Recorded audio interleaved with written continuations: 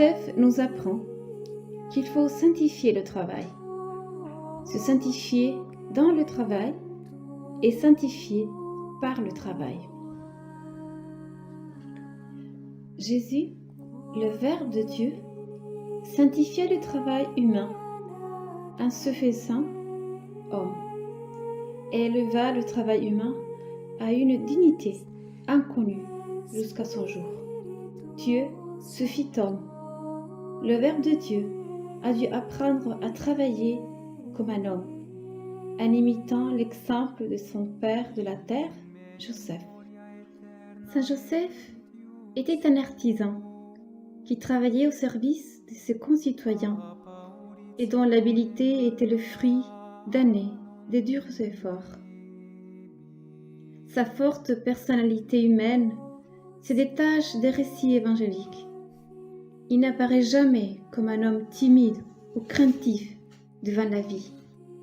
Il sait au contraire faire face aux problèmes, sortir des situations difficiles et assumer avec responsabilité et initiative les tâches qui lui sont confiées. Joseph était un artisan de Galilée, un homme comme tant d'autres. Et que put attendre de la vie un habitant d'un village perdu comme Nazareth? Rien d'autre que le travail, jour après jour, et toujours avec le même effort, et à la fin de la journée, une maison petite et pauvre, pour y refaire ses forces et recommencer sa tâche le jour suivant. Escrivá de Balaguer dit: vous devez vous sanctifier, en aidant en même temps à la sanctification des autres, en sanctifiant précisément votre travail et votre milieu, cette profession ou ce métier qui occupe vos journées, qui donne à votre personnalité humaine sa physionomie particulière, qui est votre manière d'être dans le monde, ce foyer, cette famille qui est la vôtre, ce pays où vous êtes né et que vous aimez. Le travail est l'inévitable compagnon de la vie de l'homme. Il s'accompagne d'efforts, de lassitude, de fatigue, manifestations de la douleur et de la lutte, qui font partie de notre vie présente et qui sont les signes de la réalité du péché et de la nécessité de la rédemption. Mais le travail en soi n'est ni peine, ni malédiction, ni châtiment, est un don de Dieu. Le travail est un témoignage de la dignité de l'homme et de son emprise sur la création. C'est une occasion à perfectionner sa personnalité. Saint Joseph a exercé son métier sous le regard de Dieu. C'est à lui alors que nous devons demander d'être toujours proches de Dieu, même lorsque notre travail nous absorbe.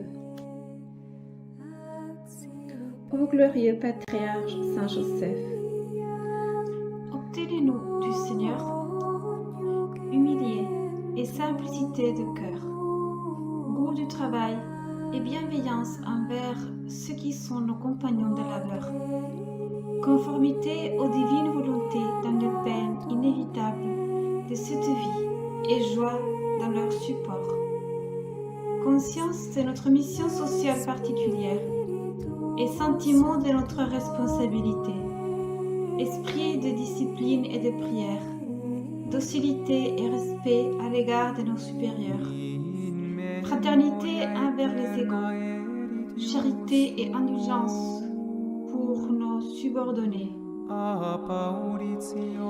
Faites que votre exemple, nous tenions les yeux fixés sur notre mère Marie, votre très douce épouse, qui dans son coin de votre modeste atelier filait silencieusement, laissant errer sur ses lèvres le plus gracieux sourire.